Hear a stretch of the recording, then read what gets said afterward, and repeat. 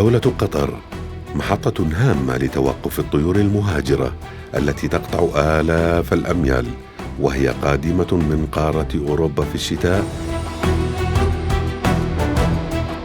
لتأخذ قسطاً من الراحة ثم تواصل رحلتها الطويلة إلى إفريقيا.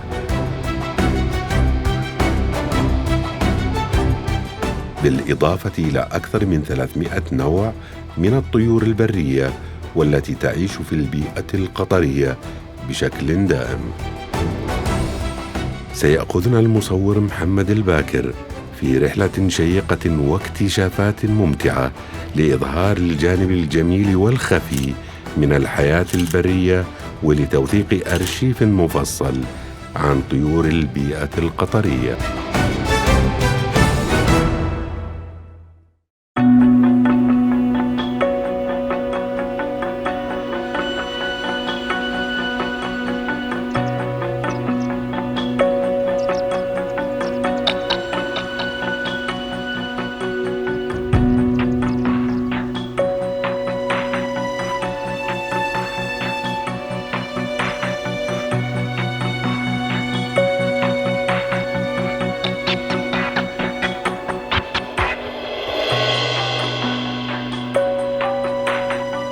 اليوم أنا في منطقة تركية. لاحظت في هذه المنطقة سمعت صوت مرعاد. طبعا هو طير مهاجر وشكله حلو، ألوانه حلوة الذكر، فقررت أني أنزل وبتمشى في هذه المنطقة على أساس أني أشوف مكانه في وين، وبحاول أني أنخش ما بين الشجر من غير سيارة، وإن شاء الله أن الله يوفق وأحصل التقاطات حلوة حق هذا الطير.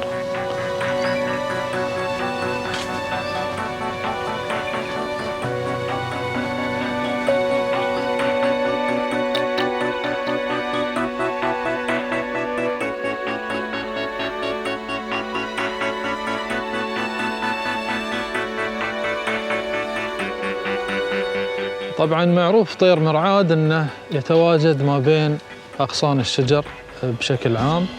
إحنا نلاحظه أثناء الحركة إذا كنا في عملية بحث أو استكشاف في المنطقة، أو عن طريق التغريد إذا كان يغرد طبعاً في الفترة الصباحية، نعرف أنه هو موجود في هذه المنطقة، فنحاول أن إحنا نمسح هذه المنطقة ونشوف بالضبط هو وين يكون موجود، وبعدها نكمل استعداداتنا بحيث أن نكون لنا كادر جميل ممكن يجي عليه.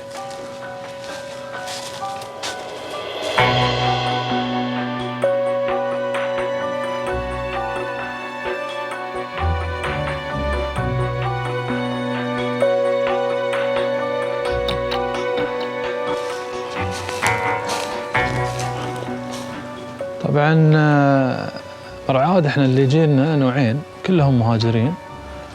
عندنا مرعاد العادي ومرعاد اللي هو قليل الانتشار اللي طبعا نادر ان احنا نشوفه. فوقت البحث انا حابة اتأكد اشوف هو اي نوع منهم، هل هو الشائع او النادر، على اساس نقدر نفصل ما بينهم ان شاء الله.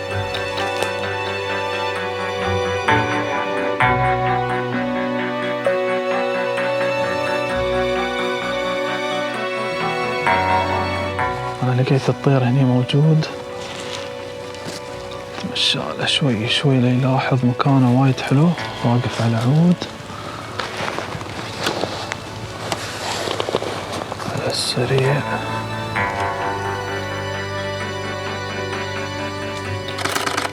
حلو، لقطة وايد حلوة، واقف على العود، الصدر كله باين.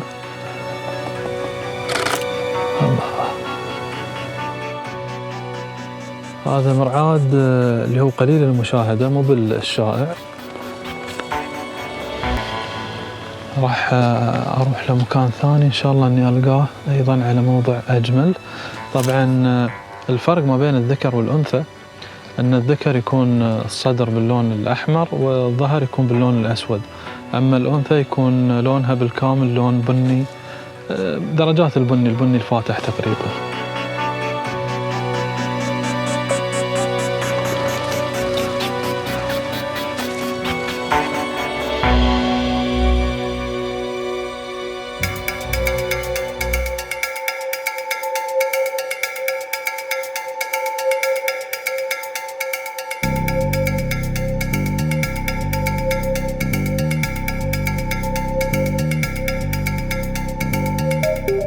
حلوة الصورة هذه.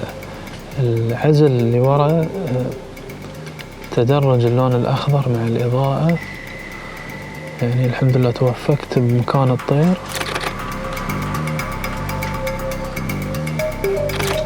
حلو. هني واضح ان الطير فرخ، مبين اطراف المنقار اللون الاصفر، فهذا دليل ان الطير فرخ مو بالغ. التفرقة تكون من بينهم ان جزء من المنقار الاطراف الداخلية يكون لونها اصفر. حلو. طبعا طير مرعاد هذا اللي اصوره يعتبر من الطيور غير الشائعة، يعني نادر ما تشوفه. أعدادهم طبعا قليلة تكون موجودة، اللي أعدادهم أكثر نسبيا اللي هو الشائع. طبعا أعداد هذا الطير بشكل عام فترة الهجرة ما تكون أعداد كبيرة، يعني في العشرات تقريبا، ما يتجاوزون هذا العدد اللي أنا شفته، تقريبا ما بين 10 إلى 20 طير ممكن.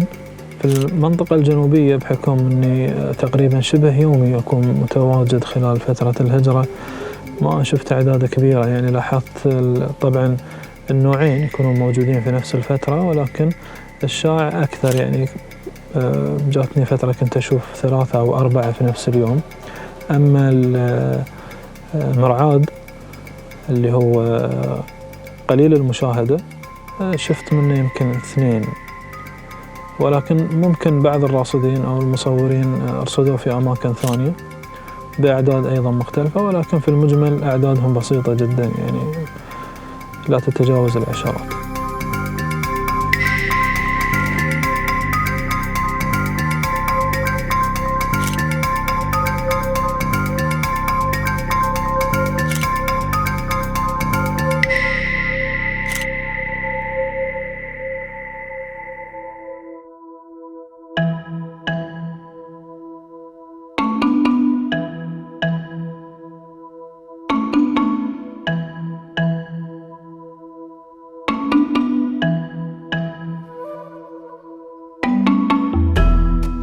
طبعا أنا غيرت مكاني على أساس أني أخذ له لقطات ثانية. يعتبر الطير طبعا من الطيور المهاجرة، يكون موجود من شهر 10 إلى شهر 6. أيوة.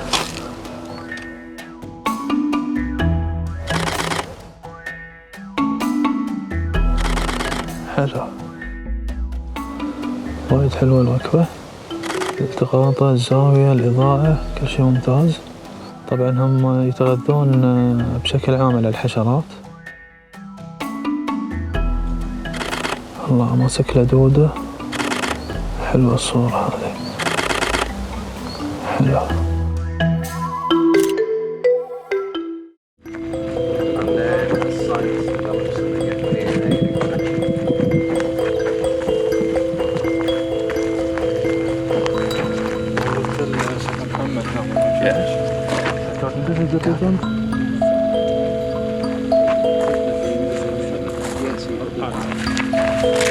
Tail very short. Yeah. There's something. I think so. I can. I'm not an expert in.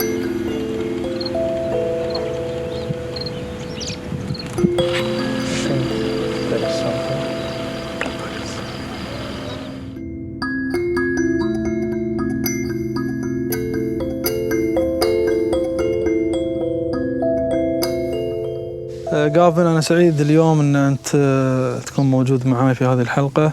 طبعا خلال اليومين الماضيين قدرت أني أوثق طير مرعاد، الذكر والأنثى طبعا، فأنا حاب أني أخذ تفاصيل أكثر عن هذا الطير. Thank you, Mahab. It's a pleasure to be with you today, and thank you for the invite.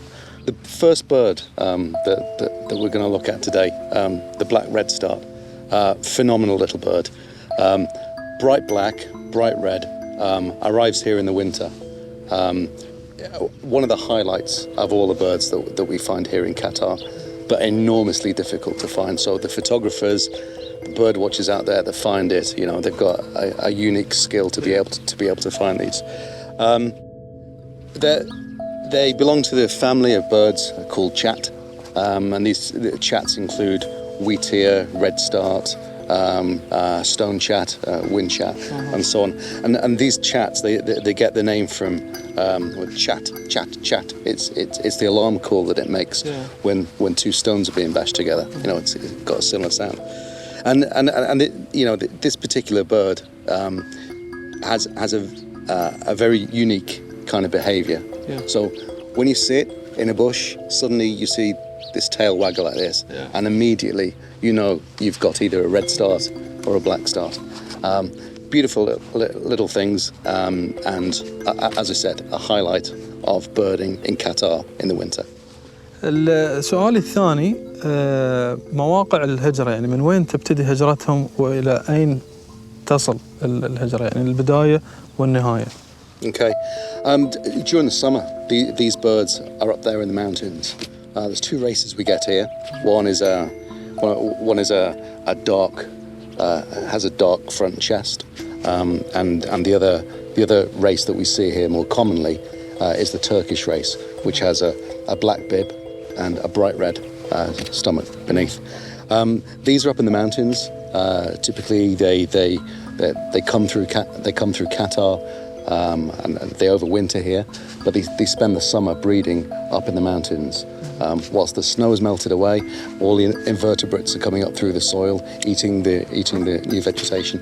And these birds are up in the cliff edges, so they've got a nest in there, away from all the other predators, and they raise a couple of broods whilst they're up there. Typically, we'll see them coming through here, maybe November time, and as the snow starts to come onto those peaks in the winter, or all the access to the food starts to disappear, and these birds are forced to migrate south down here. So, as I said, typically you'll find these birds here in November, December, through to maybe February at the latest. قابن بغيت أعرف عن اسم الطار. طبعا احنا باللغة العامية عندنا نسميه مرعاد، لكن اللي شد انتباهي انه باللغة الإنجليزية او الاسم العلمي لهذا الطير يسمى black red start. ايش معنى start يعني؟ Okay, good question. Like with any of the birds' naming conventions, a blackbird is a blackbird. A seagull is a gull that lives by the sea. But what is a start? If you go back many years at how the English language was formed, it comes from Anglo-Saxon, and stort is actually the Anglo-Saxon name for a tail. And because of this behaviour, this shivering behaviour of the tail, which is where the bird gets its name from, it's a red start or a black red start, and the start is referring to the tail itself.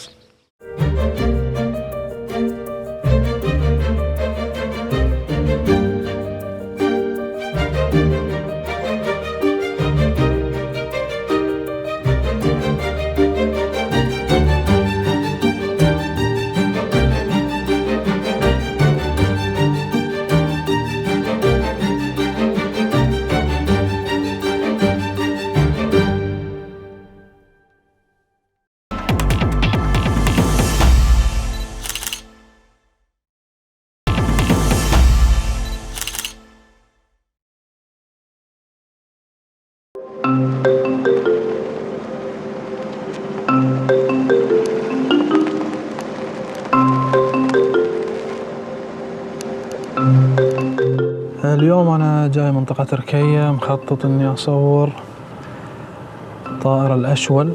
طبعا الأشول يعتبر نوع من أنواع طيور الصرد، اللي منها الصرد الرمادي والصرد المقنع والقحافي، ومن أنواعهم أيضا الأشول.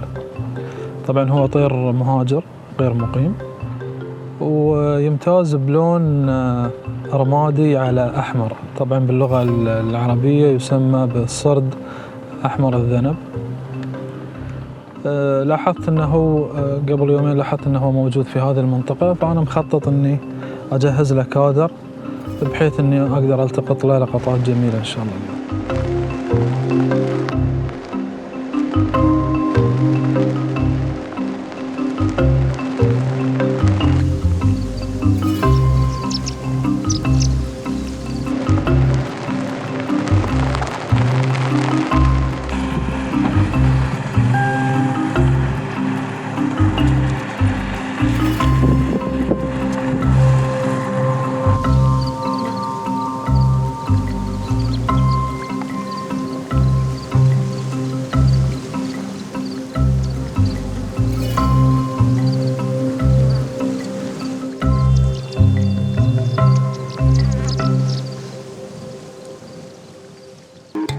طبعا أنا جهزت العود مثل ما أنتم شايفين. الحين بجهز إعداداتي. أول شيء نحط الكاميرا. دائما نستخدم التمويه على أساس أن الطير يأمن، نقدر ناخذ له التقاطه وهو مرتاح. جاهزين طبعا ننتظر الطير. طائر الأشول أو معظم الطيور أيضا لما يسكنون في منطقة، يعني مثلا لاحظت يومين أو ثلاث أيام موجود في هذه المنطقة، فهو يبقى في هذه المنطقة لأثناء فترته، إلا إذا كان هناك مصادر خطر أو قلق يضطر أنه يغير فيها المكان، لكن غالبا فهو موجود في هذه المنطقة.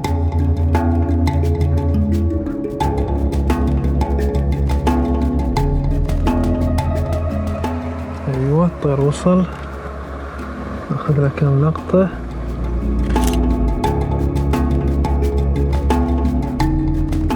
طائر الأشول اللي أنا بصوره الحين هو الأنثى. يفرق عن الذكر أن الكحل اللي عند العين شوي أقل درجة ولونه شوي باهت. طبعا هو يعتبر فصيلة مستقلة عن عن الأشول الثاني. احنا طبعا نسميه أيضا الأشول اللي هو صرد أحمر الذنب، يكون لونه بارز جدا، اللون البني، الكحل الأسود بارز أكثر جمالا من الصرد اللي موجود هنا اللي احنا قاعدين نصوره اللي هو الأشول. طبعا طوله 18 سنتي، يتغذى على الحشرات، ممكن ياكل الطيور الصغيرة أيضا. طبعا يعلق فريسته على العود نفسه، أطباعه نفس أطباع الصرد العربي تقريبا، وأيضا قريب جدا من صرد أحمر الذنب اللي هو التركستاني.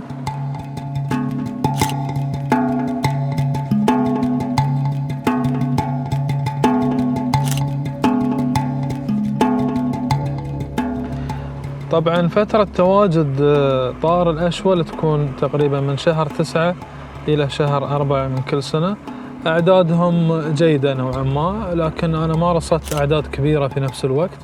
غالبا خلال فترة الهجرة ألقى 3 4 ما بين هذه الأعداد، ولكن ممكن يعني راصدين آخرين شافوه طبعا في مناطق أخرى، سواء في شمال قطر أو الجنوب.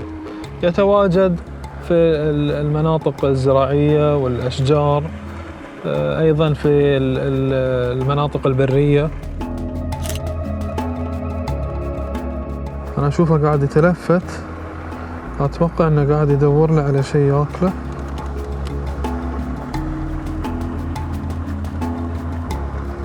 الله، حصل له جرادة ماسكها برجله وجابها على العود. لقطة حلوة، قاعد ينتف الجرادة على أساس يجهزها للأكل. يا سلام، مشهد ولا أروع. أنا أعتبره من المشاهد الجميلة اللي حصلتها اليوم.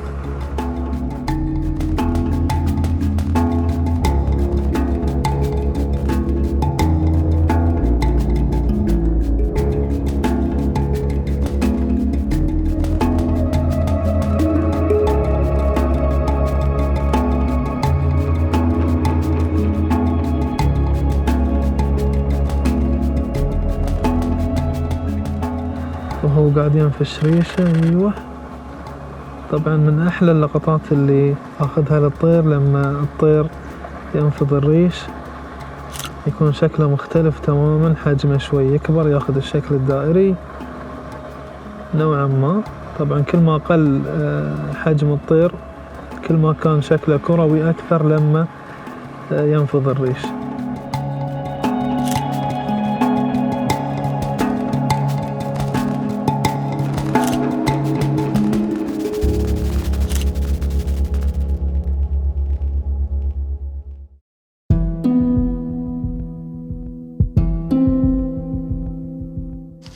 قابل، أنا سعيد أنك اليوم معي للمرة الثانية. طبعا قبل يومين تقريبا قدرت أني أخذ لي أكثر من التقاطة وصور فنية وسلوكيات أيضا مختلفة لطائر الأشول.